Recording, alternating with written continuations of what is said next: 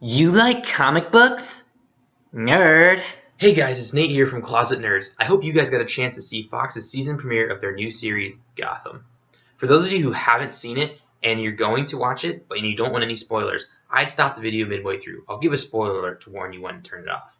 For the rest of you, or those of you who haven't seen it yet and aren't sure if you really want to watch it, I'd stick around and watch the whole video. I'll show you why I think Fox is going to do a good job with the show and why it'd be worth your while to watch. So without any further ado, my review of Gotham Episode 1. Gotham is a prequel series to the Batman franchise. It's set up to tell about what happens in Gotham from Jim Gordon's perspective. The series starts with the murder of Mr. and Mrs. Wayne. A young new detective, James Gordon, happens to be assigned to the case, where he notices there's a lot more to meet the eye. At this time, the series does not have Batman in it, and may never actually have him in the series. Now, I think this is a really good thing for the show. The fact that they didn't start with Batman gives them a lot of room to work with, and they can go in directions that we have never seen before in the Batman universe, and that can lead to some things that are very, very special in places we've never even thought possible before. And apparently Fox agrees because they've already signed this thing as a series. They signed it before the first episode even came out. At this point, Gotham is supposed to be overrun with crime and corruption.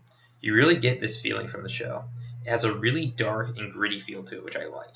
It comes off like a really cool cop show that happens to be set in Gotham City. It's really, really dark and awesome. Okay, so I'm now going to say spoiler alert for all of you, because I'm going to start looking at the characters and kind of looking at a few things that happen in the episode and talking about what's going on. So spoiler alert, and let's take a look at the characters. Because the show is written through his eyes, the first character we're going to look at is the young detective, James Gordon. So Jim Gordon is obviously the main character of this show, and we really got to see a lot of him in this episode. It made you really, really like him. The casting reminded me a lot of the BBC Sherlock show, and the way that the characters weren't exactly what you expected when you first saw them, but once you saw them in action, you're like, okay, that's awesome. That totally works. And I really got that feeling with Jim Gordon. He wasn't exactly what you expected for Jim Gordon. He wasn't the old guy with the mustache and the glasses, but no, he was this young, awesome guy who went around, kind of reminded you like a Captain America type. He went and did the right thing and just wanted to make the world a better place. Now, it's going to be interesting to see that struggle because he's going to have to compromise a little bit to keep his cover in the police force, which is obviously corrupt. So I'm really curious to see how they're going to do that. I think it's going to be really, really cool. The next character we'll look at is young Bruce Wayne. We see little Bruce at the beginning of the episode when his parents get murdered. He's obviously severely traumatized by the incident, but is immediately comforted by a young police officer, young Jim Gordon. We get the idea that these two are going to be a really good team. So while we didn't see a ton of young Bruce Wayne in this first episode, we saw actually a good bit of him. And I will say, the young guy did a really good job. I was actually really happy with who they casted in this series for the most part, and Bruce Wayne was one of the people I liked. He was really, really articulate. He had that dark vibe about him. You really got the idea that even though he's so young, he's very, very mature and knows exactly what's going on. So I really, really enjoyed that casting, and the dialogue between Gordon and Bruce was really, really good. You almost felt like two adults were talking and not a police officer and a little 10-year-old boy. So it was really, really cool, and I really enjoyed him. The next character we'll look at is good old Alfred Pennyworth, the one and only guardian and butler of Bruce Wayne. Now, we didn't see a ton of Alfred, which I was a little disappointed about, but he actually seemed to be a cool character. I wasn't completely sold on him. He was a little different than we normally see Alfred, but I feel like it could work and it could actually be really cool. So I'm hopeful for the Alfred character, but I'm not completely sold. Up next, we have Gordon's partner, Harvey Bullock.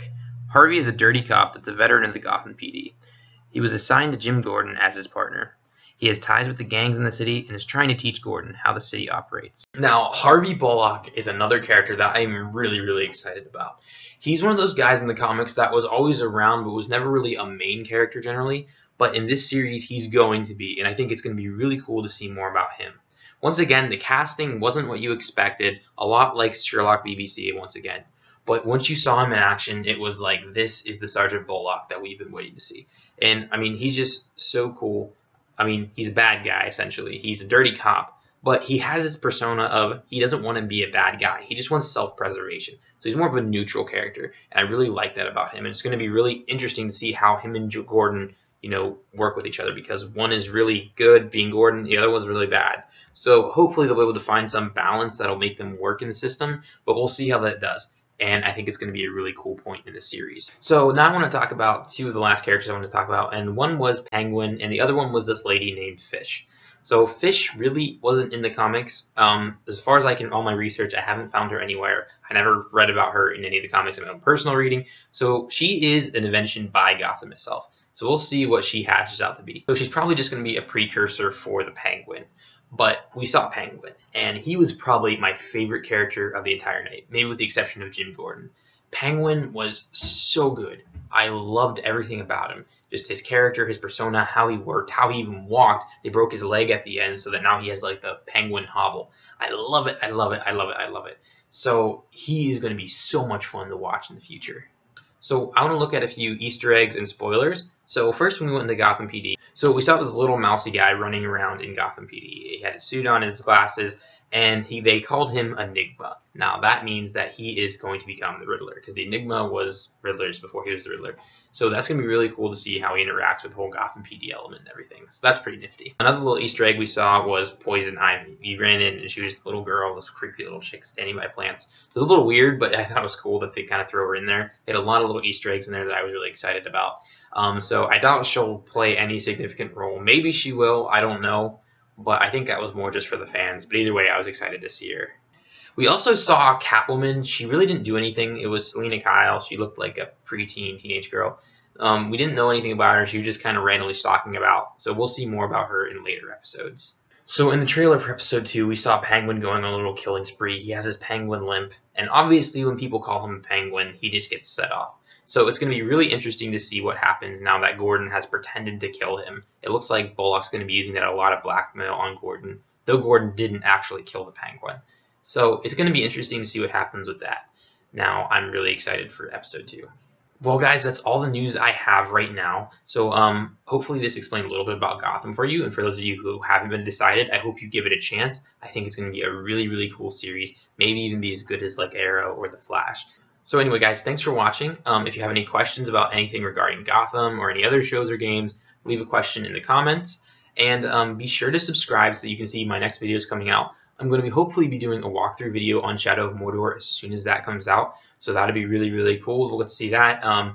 Maybe get some Destiny footage up eventually. And anyway, yeah, so be sure to subscribe for all that footage. And so from all of us here from Closet Nerds, thanks. And be sure to watch Gotham on Fox.